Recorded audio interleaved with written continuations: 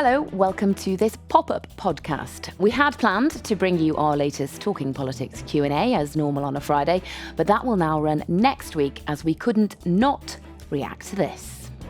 Week after leaving the White House, billionaire Elon Musk is attacking President Trump's signature spending bill. This massive, outrageous, pork-filled congressional spending bill is a disgusting abomination, he writes. The bromance is definitely over. President Trump and Elon Musk erupted into a nasty public feud today. I'm very disappointed in Elon. I've helped Elon a lot. For the very latest, as this continues to be a back and forth right here, President Trump at Real Donald Trump is in the Epstein files. That is the real reason they have not been made public. Have a nice day, DJT. Well, that was the American news networks struggling to keep up with the absolutely rapid meltdown in Donald Trump and Elon Musk's relationship on Thursday. As we're recording this, the pair will probably both be waking up, so goodness knows where today might take us. But Dan is with us, along with former White House Director of Events, Laura Schwartz, to attempt to make some sense of this feud. And I hope you both feel very honoured that I am gracing you with my company on my day off today, but I was just so enthusiastic to talk about this. I screamed in on my bike, and as I hurtled out my back gate, I bumped into my neighbour, and she said, "Oh, where are you off to in such a hurry?" And I said, "I'm going in to talk about, this huge escalation in the row between their pair." And she said, "Oh, isn't it great fun?" It just seems like there is a new reality show in town, Elon versus Donald, with bombshell after bombshell being dropped. This, the big, beautiful brawl. Is this not a divorce, Laura, do you think now? The bromance is coming to an end, Lucy. What can I say? Okay. I got to give you some of the best lines coming out yesterday. People are saying Elon Musk is going scorched earth. They're saying Elon's going nuclear, which isn't as funny because Donald Trump actually has the nuclear codes. And the latest and greatest is that 6 days ago or 7 days ago, Elon Musk received the golden key to the White House in this very awkward Oval Office ceremony by Donald Trump. And now the White House is changing the locks, because it has broken loose. Everybody wondered how long it was going to take. Nobody's really surprised, but it is remarkable how quickly this escalated. Now, as of the day that it happened, Trump was in the Oval Office and asked about, hey, Elon's really knocking your big signature legislation on the Hill. He says it's going to bust the budget, add $2.6 trillion out of the deficit, and everybody should vote against it. Well, Donald Trump really downplayed it a little bit. He did what's called the weave and came back and said, "I don't know what's wrong with Elon. Sometimes when people leave my administration, they have Trump derangement syndrome." And then it escalated from there. And we hear it's going to cool off. Donald Trump just said that he doesn't have plans to speak to Elon. But after Elon makes the remark that Elon says Trump has 3.5 more years in office, Elon's got about 40 more years on this earth or more. He dropped the big Epstein bomb, saying that the reason the pages weren't released as the mega world wants them to be is because Trump's in them. He started saying that he was going to ground Dragon, his spaceship that actually takes the U.S. astronauts to the moon and also resupplies the International Space Station. Now, he has since walked that back a bit as far as like SpaceX, but he gets billions in government funding and subsidies for that program. And once Donald Trump threatened to use the government in retaliation, I don't think that that's really legal, but he did. That's where I think really got under Elon's skin. It comes down to business. So, Laura, there's so much to unpick there. Dan, I'm going to go to you. Laura did mention it very briefly, the big, beautiful bill, his key legislation. Where did this all begin, this kind of animosity? Well, I mean, you've got to remember the reason that Elon sort of came into government as part of his Department of Government Efficiency was to reduce government spending and reduce the debt. That was the kind of stated aim. And I think, to be fair to Elon Musk, he took that seriously. Now, you can argue about the way he did it, some of the very difficult decisions that were made, laying off thousands of federal workers, etc. But I think his kind of zeal for this was driven by his belief that the debt in the United States is unsustainable and something has to be done about it. He's made that clear. And I think he took a look at this bill, which he described as being full of disgusting pork, which is a phrase which essentially means kind of spending commitments to, essentially buy off different political factions in the House and Senate, and felt it was going to increase the debt considerably. And therefore undo the work that he'd been trying to do through Doge through the past few months. So, and through his tweets, he has pointed out, Donald Trump's previous tweets and other Republican politicians' previous tweets where they've, complained about the growing debt that continue to grow under Joe Biden, and sort of said, where are these people now?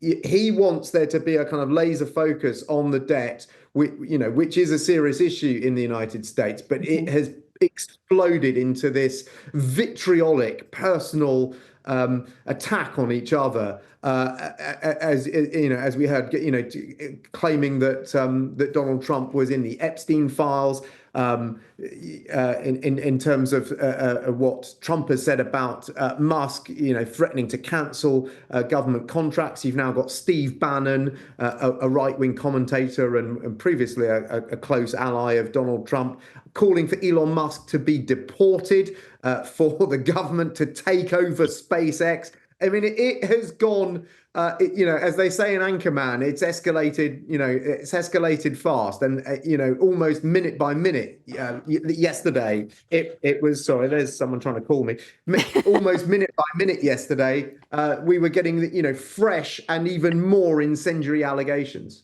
I mean, the level of venom, like you say, Dan, the vitriol and the speed with which this has happened. I mean, we are used to, this personality-driven politics out there. Why, Laura, do you think that Musk has launched this full-scale assault so quickly? I mean, we were talking earlier in the week about his departure. It was only last Friday from the White House. Why such a turnaround?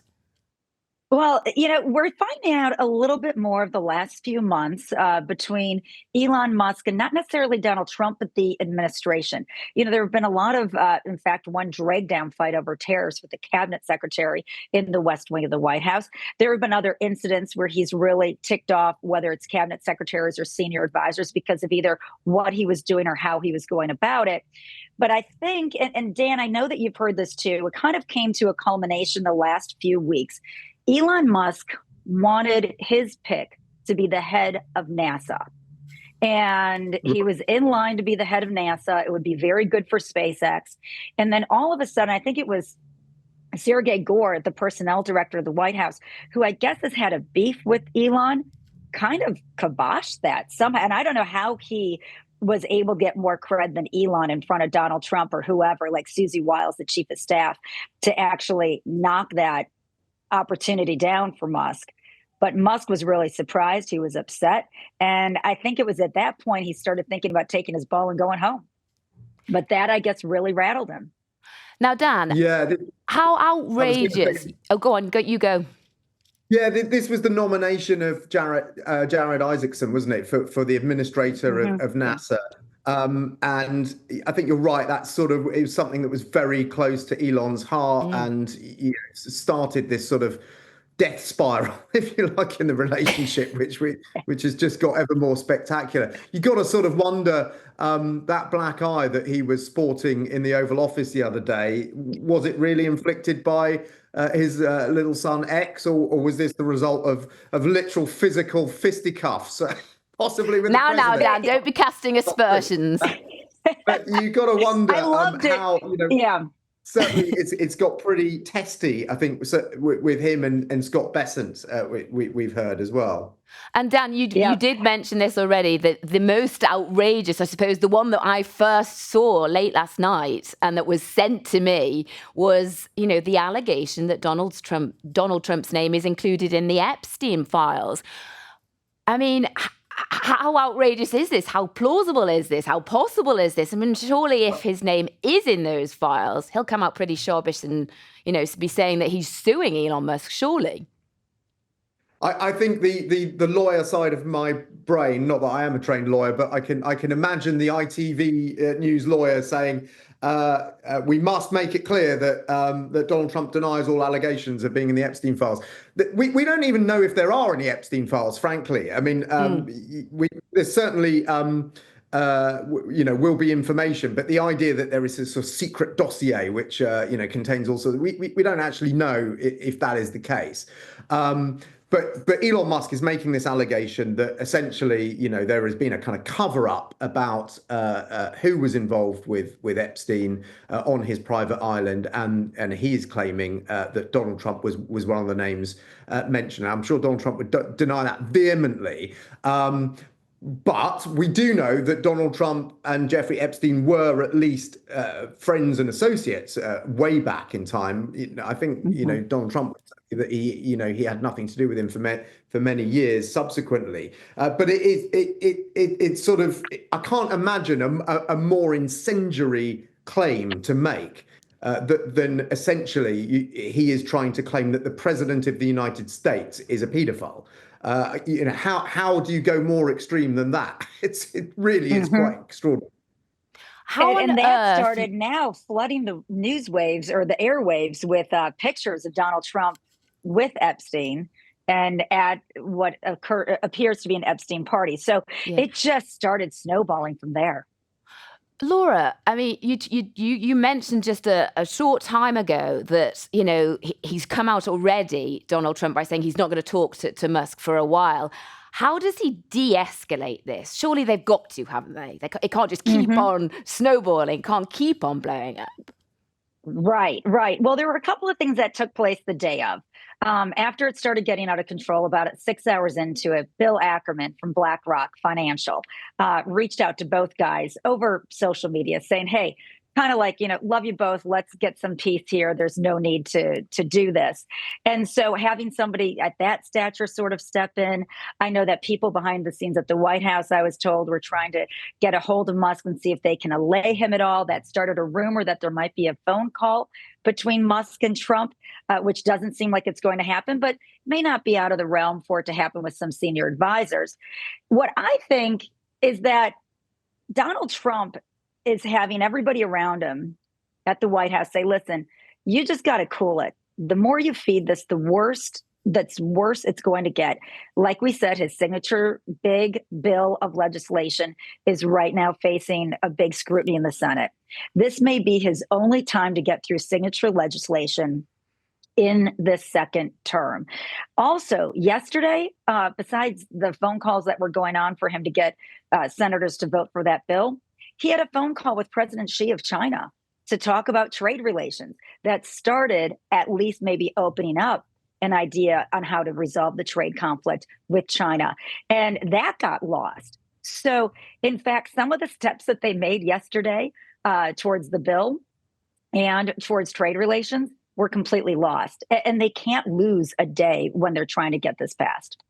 Dan, just to finish off, I want to ask you, it's bad for both if this carries on blowing up, mutual destruction almost. Who do you think holds the cards? Well, certainly Elon Musk holds the money. He is the world's richest man. He contributed, some $300 million to Donald Trump's election campaign. Donald Trump will know that the midterms are coming up next year, that war chest of money would be incredibly useful to him. But on the other hand, Donald Trump holds a number of cards himself. He holds the cards of, lucrative government contracts. He holds the cards of this big bill, which Elon Musk is angry about, not only because of the increasing the debt of the United States, but there's also tax breaks for buying electric vehicles, for example, which have been excluded, which has angered Elon Musk as well. So that there's legislative things that could help Elon's businesses there. But at the end of the day, Elon Musk has so much money. It's often described here on TV in slightly politer terms as FU money. I mean, he's got so much money he could just go away and set up his his own party. He could go to the Democrats and find a kind of centrist Democrat who is vaguely aligned to his beliefs. I would think if the Democrats are sensible, they would be actively trying to court him and say, look, we believe in reducing debt. We've got a lot in common. We believe in electric vehicles. We believe in, solar power. There are things we can work on together. So I think, frankly, Elon's got a point. Donald Trump's only going to be president for 3.5 more years. Elon is going to be the world's richest man, or certainly very rich, for many decades to come, and could have a huge role in future presidential campaigns. Dan, I think we've been spending far too much time together, because I've actually written, ask Dan, do you think Elon wants to start his own party? You think he's got designs on the White House then, other than just being, an advisor? Well, Elon couldn't become president because he's South African, so he's not an American citizen. But he could certainly sponsor someone. Laura will have a better grip on the kind of long history of third-party politics, which have never really gone anywhere in this country, have they? There's been a lot of attempts of, Ralph Nader and various people down the years that have attempted to create a third force in American politics, and it's never really taken off.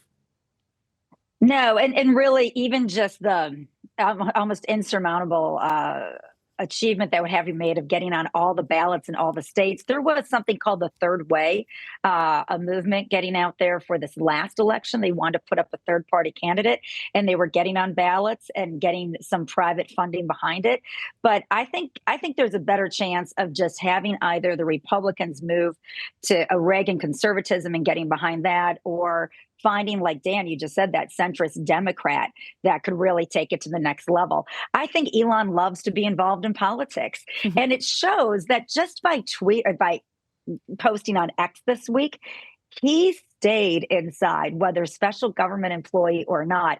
We always called him sort of, as it started, like the shadow president, and that he was more of a vice president to Donald Trump than J.D. Vance, who we don't hear about as much. And now it just shows that he's able to insert himself into these moments. Now, this was for the worse of Trump, because it took him off message and away from passing this bill. But when we look back at Trump's relationships, look at North Korea, for example. He threatened to nuke them. And then he invited Kim Jong-il to a meeting and gave him that platform, and then went for a walk with him. And now he claims that they exchanged love letters. So then that's not my words. That's Donald Trump's, the love letters. So this bromance, you never know, might come back.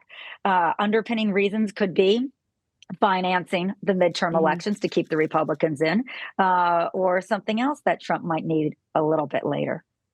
Who says? And I'll just jump in there. One of the things that strikes me about the repairing these relationships, we had the Zelensky blow up in the Oval Office, which, everyone thought, well, that, it's going to be terminal for the US-Ukrainian relationship. But actually, there are increasing signs of a sort of patching up of that relationship. And I think there are kind of signals being sent by the Trump administration that, that they are going to stand by Ukraine in some form.